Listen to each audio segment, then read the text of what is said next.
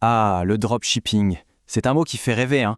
On entend parler de richesse rapide, de succès fulgurant, mais aussi de pas mal de confusion. Bon, mettons les mythes de côté un instant. Ce qu'on va faire ici, c'est poser les bases, avec une feuille de route qui soit vraiment claire et surtout réaliste. Allez, on attaque direct. Il y a vraiment deux mondes. D'un côté, le mythe, vous savez, l'idée qu'on va devenir riche du jour au lendemain avec un seul produit miracle, presque sans rien faire. Et de l'autre, il y a la réalité. Et la réalité, c'est que c'est une vraie entreprise. Ça demande de la constance, de la patience et surtout un processus de test super rigoureux. C'est sur cette base-là, la réalité, qu'on va tout construire. Alors, voilà le plan pour aujourd'hui. D'abord, on va parler du fameux changement d'état d'esprit. C'est la clé. Ensuite, on va dérouler une feuille de route bien concrète. On verra le parcours vers la stabilité, les règles d'or à ne jamais oublier. Et pour finir, on clarifiera le rôle de chacun dans cette aventure. Ok, première étape, le changement d'état d'esprit. Et franchement, tout part de là. C'est absolument crucial de comprendre que le dropshipping, ce n'est pas une petite astuce, un hack pour gagner de l'argent vite fait. Non, c'est une entreprise, une vraie. Mais alors, ça veut dire quoi une véritable entreprise de dropshipping? Eh bien, c'est un système. C'est tout. Un système qui récompense la régularité, la patience et les décisions intelligentes, celles qui sont basées sur des données. En fait, ce n'est pas une question de chance, c'est une question de méthode. Et la différence entre les deux approches, elle est énorme. D'un côté, on a l'approche du pari. Là, on court après la dernière tendance, on espère des ventes tout de suite et on lâche l'affaire dès que ça coince. Et de l'autre, on a l'approche système. Là, c'est tout l'inverse. On ajoute des produits régulièrement, on laisse les données nous parler et on améliore, on optimise petit à petit tout le temps. C'est ça, la recette pour un succès qui dure. Bon, maintenant qu'on a le bon état d'esprit, passons à la feuille de route. On va décortiquer tout le processus en 5 grandes phases. 5 étapes logiques pour bâtir une entreprise solide, pas à pas. Et les voici, ces fameuses 5 phases. On démarre avec l'installation et l'apprentissage. Logique. Vient ensuite la phase super importante des tests. Une fois qu'on a des données, on peut optimiser. Après ça, on passe à la mise à l'échelle, la croissance, et le but ultime de tout ça, la stabilité à long terme. C'est ça notre plan. Parfait. Maintenant, on va zoomer sur chacune de ces phases pour bien comprendre ce qui se passe à chaque étape, quels sont les défis et les objectifs.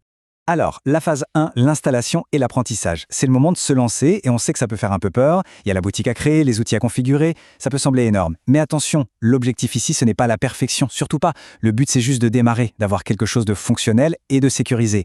Et on arrive à un moment, mais alors un moment absolument crucial, la phase de test. C'est vraiment là que beaucoup de gens calent. Pourquoi ? Parce que bien souvent, les produits ne se vendent pas immédiatement. Et là, le doute s'installe. Et c'est la porte ouverte à l'abandon. C'est un vrai test pour le moral. Et c'est là qu'il faut absolument changer sa façon de voir les choses. Pendant la phase de test, l'objectif, ce n'est pas de faire du profit. Je répète, ce n'est pas le profit. L'objectif, c'est de collecter des données, du feedback du marché. Un produit qui ne se vend pas, ce n'est pas un échec. C'est juste une information super précieuse qui nous dit ce que le marché veut ou ne veut pas. Une fois qu'on a survécu à la phase de test et qu'on a nos premières données, on peut passer aux phases 3 et 4, l'optimisation et la mise à l'échelle. L'optimisation, c'est simple. On prend ce qui marche un peu et on l'améliore. On ajuste les prix, les titres, les images pour que ce soit plus efficace. Et la mise à l'échelle, c'est quand on appuie sur l'accélérateur. On ajoute plus de produits et on utilise l'automatisation pour gérer tout ça sans devenir fou.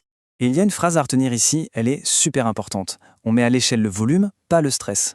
Une croissance saine, ça repose sur des systèmes, sur l'automatisation. C'est ça qui permet de ne pas s'épuiser et de protéger son business quand les commandes commencent à arriver en masse. Et tout ça, ça nous mène tranquillement à la phase 5, l'objectif final, la stabilité. Parce qu'il faut bien comprendre que le succès à long terme, c'est un marathon, pas un sprint. Le but, c'est de rester dans la course, de durer. C'est de construire une entreprise solide, pas un feu de paille qui s'éteint au premier coup de vent. Ok, on a vu la feuille de route, les différentes étapes. Il y a des principes, des sortes de règles d'or qui s'appliquent tout au long du chemin. Des principes pour une croissance vraiment durable. La première règle d'or est peut-être la plus importante. La constance l'emporte toujours sur l'intensité. Le succès, il ne vient pas d'un coup de coulier de 3 jours où on ne dort pas, non. Il vient des petites actions mais faites tous les jours. Ajouter quelques produits, vérifier sa boutique, ajuster un prix. C'est cette régularité avec une vision à long terme qui fait toute la différence. Ensuite, il faut absolument mesurer les bonnes choses. On a souvent le réflexe de regarder les ventes du jour ou de s'exciter sur un produit qui marche bien. Mais en fait, ce n'est pas ça qui compte le plus. Les vrais indicateurs de la santé d'une boutique, c'est plutôt combien de produits sont actifs, est-ce que les commandes sont régulières, même si elles sont petites, Et est-ce que les marges s'améliorent avec le temps? C'est ça le vrai tableau de bord. Et ça nous amène à une idée un peu paradoxale, mais tellement vraie. Une boutique stable grandit plus vite qu'une boutique agressive. Ça veut dire quoi? Ça veut dire qu'en gérant bien ses risques, en construisant sur des bases solides, on finit par aller plus loin, et même plus vite, que quelqu'un qui tente des coups de poker en permanence. Allez, dernière partie. On va parler du rôle de chacun. Il y a l'automatisation, les outils, et puis il y a l'humain derrière. Et c'est important de comprendre que l'automatisation, c'est un outil formidable, mais ça ne remplace pas le pilote. Alors qu'est-ce que l'automatisation fait de génial? Eh bien, elle s'occupe de tout ce qui est répétitif et qui prend un temps fou. Mettre en ligne des centaines de produits, surveiller les stocks, ajuster les prix automatiquement, passer les commandes chez le fournisseur. En gros, elle exécute les tâches. Par contre, il y a des choses que seul l'humain, l'entrepreneur peut faire. C'est lui qui décide quand il est temps de passer à l'échelle. C'est lui qui analyse les données et choisit quel produit garder ou enlever. C'est lui qui gère le risque, qui assure la stabilité. Bref, c'est lui qui définit la stratégie. La machine exécute, le cerveau décide. Donc, pour résumer, l'idée est simple. Les outils sont là pour automatiser et pour protéger le business. C'est indispensable. Mais au final, c'est l'état d'esprit qui fait toute la différence. La patience, la régularité et cette capacité à prendre des décisions basées sur des faits, sur des données. Voilà les vrais moteurs du succès. Voilà, la feuille de route est posée, elle est claire. La seule question qui reste, au fond, c'est est-ce que l'état d'esprit est prêt pour ce voyage?